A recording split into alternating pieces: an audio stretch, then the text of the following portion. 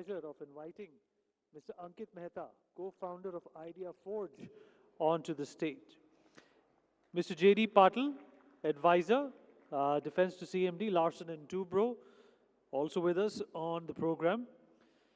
Dr. Fyodor Vidalovsky, Institute of World Economy and International Relations of Russian Academy of Science, also joins us on the program. Ms. Nishta Kapoor, Regional Director, India, SAARC, Africa, OneWeb, also with us. Big round of applause, please. Come on, we've all had lunch. We can show some more energy. And moderating this panel, may I please invite upon stage Lieutenant General Anil Kumar Bhatt. A big round of applause, please.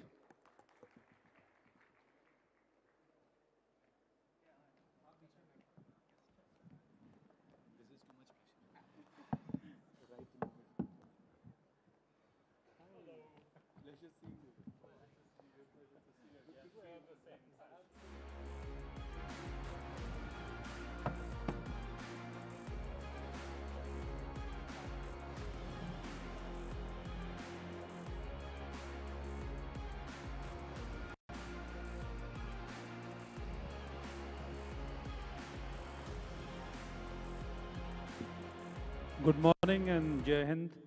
Good afternoon, in fact. We meet after lunch, and I promise we'll keep you awake for the next half an hour. Yesterday we had two sessions on space. One was the session of the startups, what is next in space, and then we had our minister himself speaking about space when he had an interaction here in the evening. Today, we'll again talk of space, and this is primarily from the angle of the bigger companies in India in communication and launch vehicles. We'll also look at something new what is happening in defense, and that is the unarmed vehicles and the drones, which in recent times have brought a revolution. And in fact, my friend from Russia, who's been seeing the war intimately, and along with Ankit, who's here in India, we'll get an insight into how is this domain going to develop in the world and in India, specifically in the defense domain. But just to talk a little about, at the cost of repetition, about space in India. India's space forays or journey started in 1963 with a rocket which was given to us by the Americans, the payload which was given to us by the French, and I'm told at Thumba it was carried by a Russian helicopter. From there to where we reached last year has been a significant journey led by the Indian Space Research Organization in India. And last year, after Chandrayaan-4, that was the landing on the southern pole of the moon, it was space docking, which was carried out just a month back. While ISRO has achieved all this, the Indian government took a very significant decision in June 2020, and in the words of the minister himself, unshackling of space for the private sector. And what it did was opened up private sector in space, and that is where the new space journey in India started. And in just 4 years, many of them have really achieved significant milestones. There are 2 companies who have had their suborbital launch. There are 5 startups and companies who have launched their own private satellites. And there's a large number of companies working in applications. But in the ISRO story, for a long time, there were companies in India, big companies in India, which had no profit, were suppliers of components, engines, and even large parts of the rocket. So the first person I would like to talk to today is Mr. Jayant Patil. And Mr. Jayant Patil has been in space nearly as much as old space has been in India, ISRO has been there. He was there right from the beginning, and then on with Larsen & Toubro, he's also taken on the defense section of L&T, which from 1985, when he made the forays, to 2002, when defense was opened to private companies, he was there to get the door opened. And what a journey it has been. And in 2020, again, he was given the task to lead the Indian Space Association, which he formed. And also, he's the member of a new organization called the Indian Space Promotion and Authorization organization called InSpace, which is responsible for everything what the private space does. So, Mr. Patil, I would like you to talk about what has happened in the last 40 years and what has changed in 2020. Great and a very open-ended but an interesting question. My memory goes to the days when the space sector was in absolute infancy. And you're absolutely right, our space rockets used to be carried on a bicycle carrier. The first Indian experiments in terms of space dates back to 1918. It is 107 years back. Somebody in India thought that the space is going to be relevant. 1963, what you talked of is the government actually recognizing that something very strategic need to be done, and that was creation of ISRO. In the current form as ISRO exists, came up in 1969. 71 onwards, ISRO realized that to do something of that class, they need dedicated production centers. And this was the beginning of the journey of India's apartheid in terms of technology. So 1974 onwards, when India did not get any technology from anywhere, anything and everything for space had to be designed, developed, including raw materials, including processes and procedures indigenously.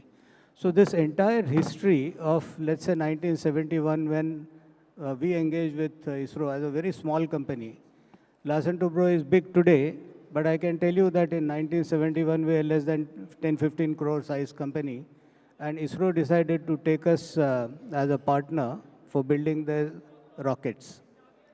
And the exacting standards of what ISRO has been able to achieve at a completely different price point has been the contribution of Indian minds right from scientific domain to an industrial domain. And of course, this journey has seen that as Indian space, we probably beaten every possible benchmark in the world in terms of largest number of satellites on a launch, the most cost-effective space launch systems that we created. And when the rest of the world would burn fuel to keep going to the moon, we found the slingshot mechanisms where you can use the gravity to go to the moon. So lots of our missions in terms of space obviously have been, the way Prime Minister has already quoted this, to be less than a rickshaw fare that you paid as of that day to go for the same distance. You would probably pay more to a rickshaw than to go to a moon or to reach Mars. So this has been an amazing space journey. But the flip side of it is our space program remained civil. And as a civil, it necessarily meant that you are going to be doing things for the mankind. You're doing things for serving the people of not only this country, but the friendly nations around. And towards that, the commerce element of what we were doing as a part of space was extremely small. And this is something which, during the COVID period, and a lot of us believe that COVID gave some amazing opportunities because you couldn't meet people, you couldn't go out, you actually search within lots of solutions in terms of what India did, came in that era of thinking, and this thinking era made sure that the space was open. So the space sector opening as an idea to sort of 2002 defense, rest of the economy had opened in 91, 92. 10 years later came defense. Another 20 years later came the space opening. And we know now, as a part of the opening of the space sector, the amazing things that are happening. There was a time when ISRO used to do 2 launches a year. This is an era we see. There are 25, 30 launches happening every year. Number of missions are on the increase. The services end of it, leveraging what India does about the IT and the IT-enabled services in terms of using our software capabilities to be able to build completely different solutions to help the mankind. So in the space commerce, typically 75 to 80% has nothing to do with making a satellite or launching a satellite. It's all about services. And these services can mean surveillance, it can mean communication, it can mean various different levels of analytics to be able to create. And this is an era multiple wars in last couple of years brought in, and that's where to some extent, what we call as the defense space started becoming an extremely important part and emerged as a separate era and a separate kind of domain. You realize that you can acquire, why launch a satellite if you can hack a satellite and take it over? And this is essentially where the hardware that you put into space now needed to be of a completely different kind, a completely trustable electronics, and this trustable electronics being built with an ability that it can never be hacked or cannot be taken over. And this is the direction in which we see now lots of our defense space challenges focus on. Defense space challenges, when they were put up to the Prime Minister and we readily agreed and said, the 75, we will open it to the industry to compete. But for the same 75 challenges, we know the challenges which are at component level, the challenges which actually sort of telescope into complete systems, and the systems completely sort of telescope into platforms, and then the platforms which are unhackable.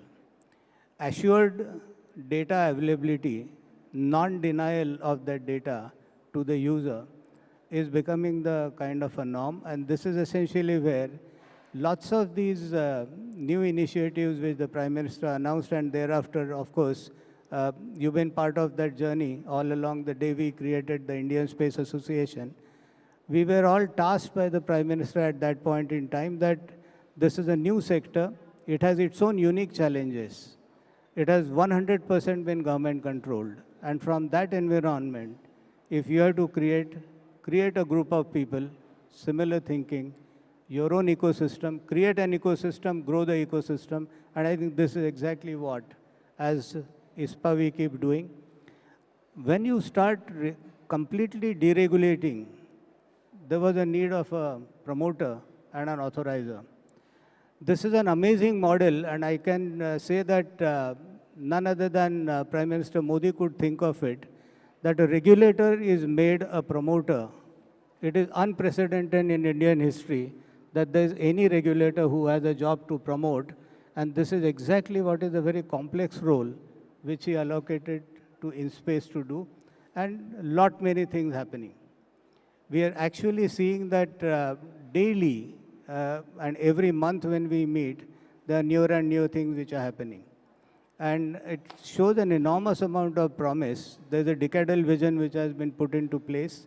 2023, when this vision was being talked about, for 2032, where we reach from 2% of the global space commerce that happens from India, the focus is to cross 10% as in 2032, and that means tens of times of growth of this sector.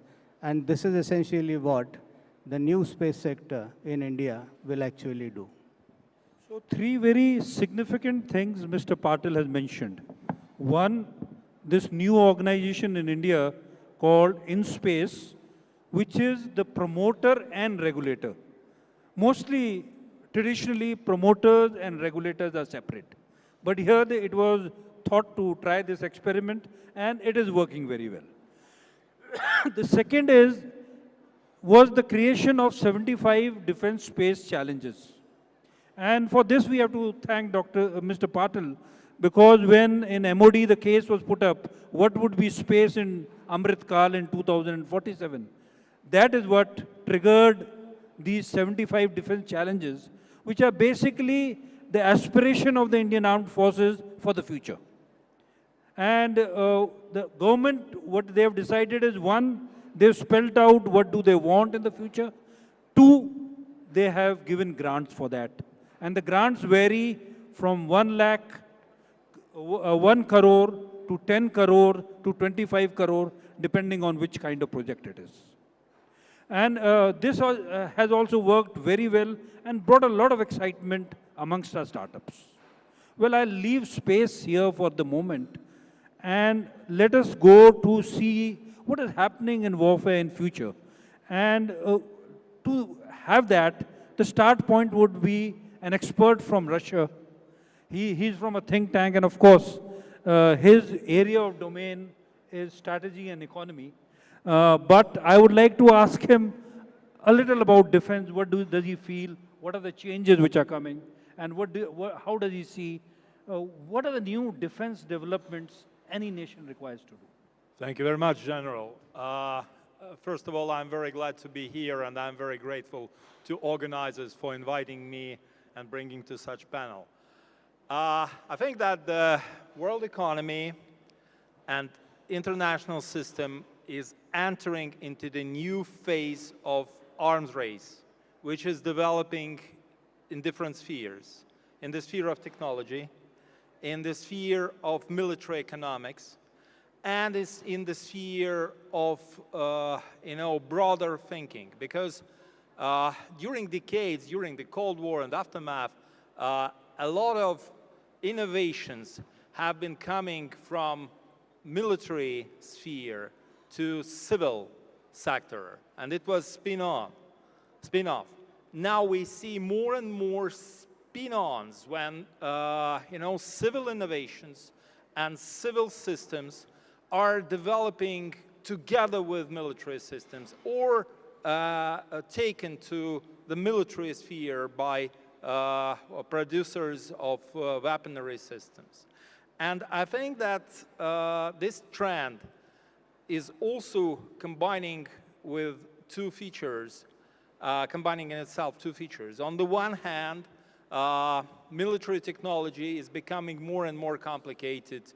We see that together with development of unmanned air and maritime systems, with elements of artificial intelligence, together with development of air systems of 5 generations and upper, together with development of space surveillance systems, of space intelligence systems, of systems of command and control, the war is becoming more and more technological.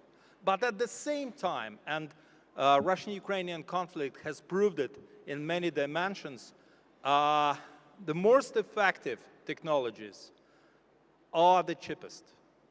And on the international markets of military goods, of arms and ammunition, the more competitive producers are, the cheaper and more effective the vehicles they are bringing to the market are becoming. And on the one hand, we see that the United States, China, to a high extent Russia, India, some European producers are moving very fastly towards very, very complicated systems such as hypersonics, both ballistic systems and air gliding systems, together with new systems of space domain, as I mentioned before, command, control, intelligence, and also using elements of artificial intelligence. High-precision weapons are developing fastly, drones and unmanned systems. But at the same time, I believe that in next 20, 30 years, a lot of very traditional military technologies, but with usage of these new technological developments and achievements will be highly required on markets of weapons. And we have seen it during Russian-Ukrainian conflicts, how Soviet, very old systems of 70s and 80s, modified with new electronics, command and control systems, with new systems of geo-orientation and others, can be used 20, 50 times more effective than they used to be when they have been produced. I believe that for Indo-Pacific region, the most significant systems will be interconnected with air and sea battlefields. And here we can also see a very significant progress of both offensive and defensive systems. And I believe that those countries which will develop effective missile defense system for theater or for broader scale air defense systems, and at the same time will have effective and cheap air offensive capabilities together with maritime capabilities, will be the winners of this competition, hopefully not of the war. Thank you. I totally agree with your last statement. And of course, you have comprehensively talked of all the domains, but one word which has repeatedly come is technology and cheap. And here is one thing which has come with this technology and cheap. And that is where I will go to the next speaker, Ankit. Ankit, you started with UAVs or drones much before any wars were in the horizon, 2004. And maybe many people were not even interested in what you were producing, to today, where you literally, this new weapon system or the new device has become so potent for surveillance, for precision strikes, and one advantage it gives over traditional system is the cost. And it has developed in multi. I want you to start from zero when you started, and what did you anticipate it would be, and how and where it is, and what do you think Idea Forge will do? Before that, I would like to tell you, Ankit, an IITian from Bombay, leads one of the best drone companies in India, Idea Forge. And they've been into it from 2004 to 2008 and are the biggest suppliers to defense, to security agencies, and even for private use all over India. Over to you, Ankit. Thank you so much, sir. In terms of our origin, I think we built our... Yeah. So we built our first drone in 2004. It was more a fun activity. But in 2008, when attacks happened in Mumbai, and we saw that naval helicopters are trying to look at the 3rd and 4th floor of the Taj Hotel, we felt like our drones should have been doing that job instead of risking something so obvious, so close to the adversary. We should have had these drones which would not have even been seen or heard while still observing the target. So that's how our journey began, to wanting to build technology for our defense forces and for our civil forces who are engaged in such events. 2009, we launched our first drone for doing, a backpack operated drone that can be launched and can do this kind of activity. And 2010 is when we made our first sales in India to one of the special forces for one of our states. And over the years now, our technology is absorbed by pretty much all of the defense forces and the internal security forces, and also we do applications around civil side, around mapping, etc. So one of the very important things that we realized very early on is that India is a very complex geography, particularly if we have any conflict with our adversaries.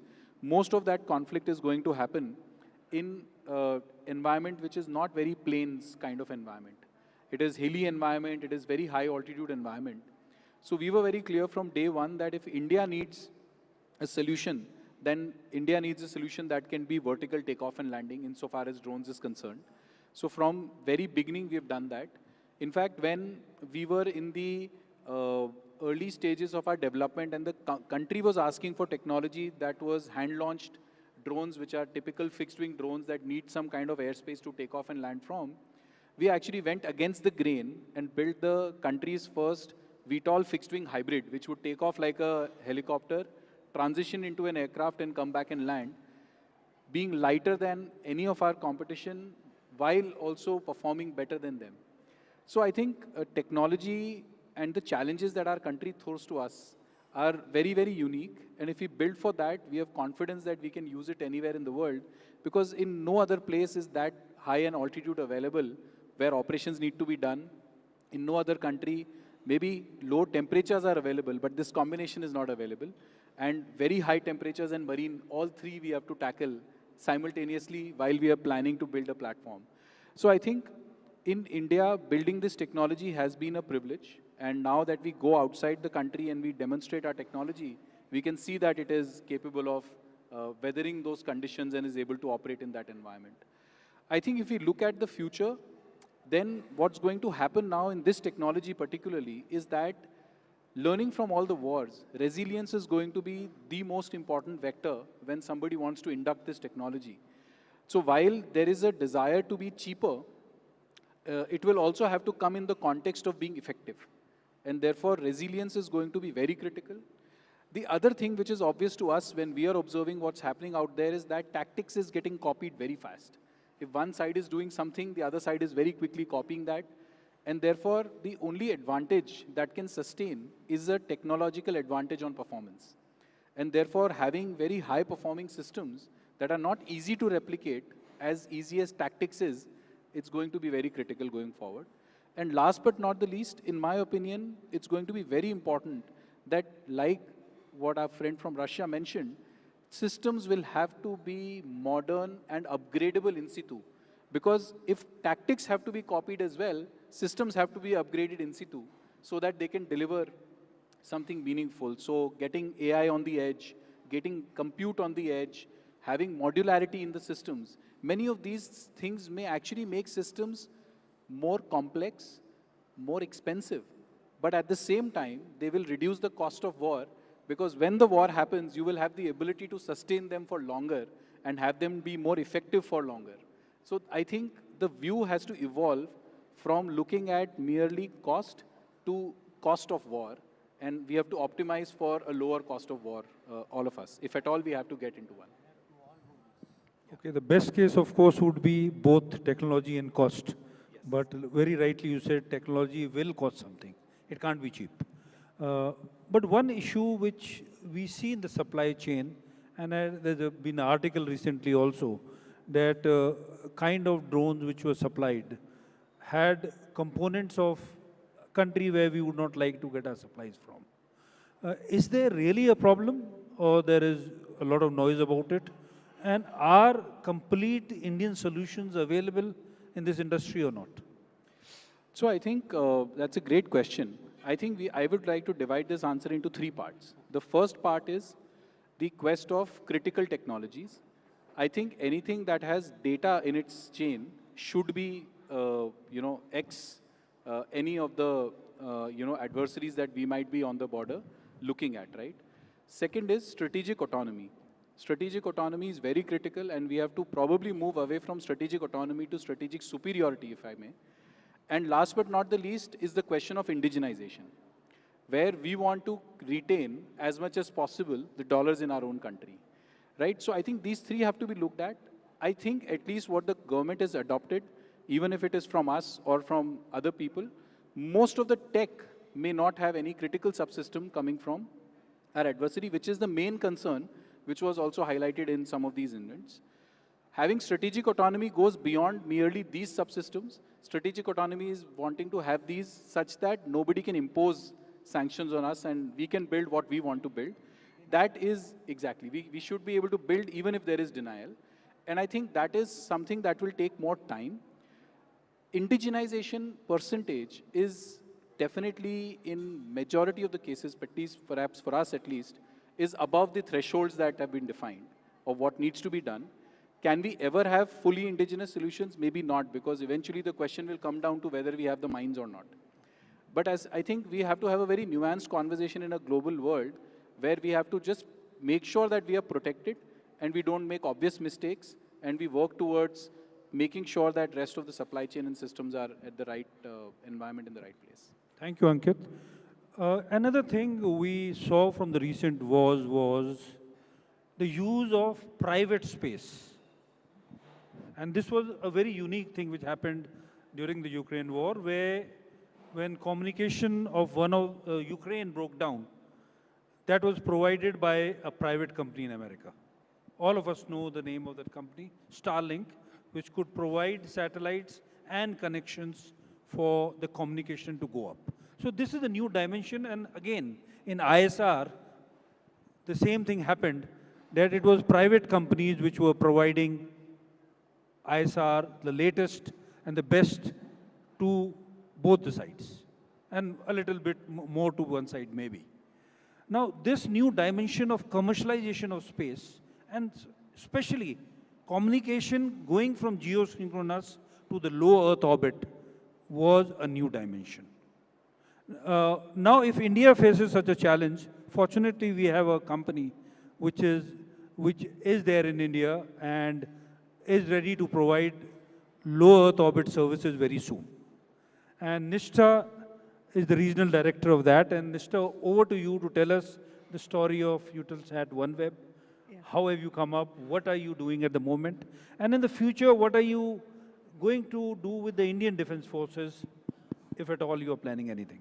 Thank you. Thank you, everyone, and very good afternoon. And many congratulations to the organizing committee for putting up this wonderful show, which is absolutely forward-looking. So, so I am representing Eutelsat OneWeb, which is the company only company in the world which has its own GEO and LEO constellation. So we have our own low Earth orbit constellation of more than 600 odd satellites, which is covering an entire world. We are already active in 80+ countries, and India, we are ready to go live as soon as we get spectrum allocation done. So low Earth orbit is, of course, not new, but now the hype, because everybody in the industry, everybody in the defense sector is also realizing that's the next thing to go to. So just for an example, US has put up only $30 billion only for LEO related service, and the connectivity piece is the $13 billion.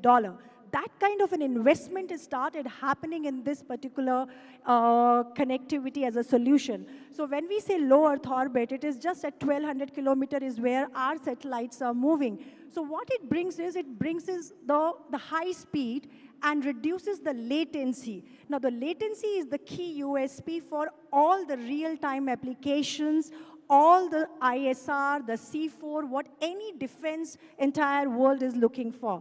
So when we are talking and we are living in the VUCA world, what we are saying, or the geopolitical tensions around the globe, as a country, we need to secure ourselves. And for the security, you know, it's a very simple thing. Even in our homes, we have to have our lock first in place, and whatever we do inside. That's a simple analogy that first we need to build our connectivity around and protect our nations. And connectivity in today's time is the most important thing. We cannot leave even a corner of the country, of the nation, unconnected. LEO brings that power, or it empowers the nation, because like say, if we just put a terrestrial, you cannot take fiber to every place. Like my friend was saying, it's hilly terrains, and India has a complex territorial geographies. So how can you put a fiber everywhere? And that's where comes the satellite. And even in that satellite, GEO will not be able to provide, and then comes the low Earth orbit satellites as a solution. We have just a small laptop size of Mr. a terminal. I'll request you to wrap up in 30 seconds. We have to, okay, yes, we have overshot the time. But that's where we are coming up. And I think for the defense of our most important role is to secure the nation. And connectivity through LEO satellite is one of the very, very important, critical, and a key aspect in today's time. Thank you, Nishtha. And before we finish, because the organizers have threatened me twice, any last word from any of the speakers, just for a quick 30 seconds or 1 minute? I think India today is at a cusp at which the thinking is going to decide what we'll do. And that true confidence in positioning for that kind of a very important place becomes extremely important. And this is essentially what Ankit said about the migration from strategic autonomy to strategic superiority. We have to get into that mindset to be superior to whom we are dealing with, and I think that's the way forward. Thank you. Thanks a lot, and what is now left is to thank all the panelists. So nice of you to have given your views, and on behalf of NXT, I thank you all for this excellent session. Thank you. All right, thank you so much for that illuminating discussion. We were talking about what's next in defense, and we move on to another tenet, another pillar of what democracies run on and what democracies are all about. We'll be discussing what is next in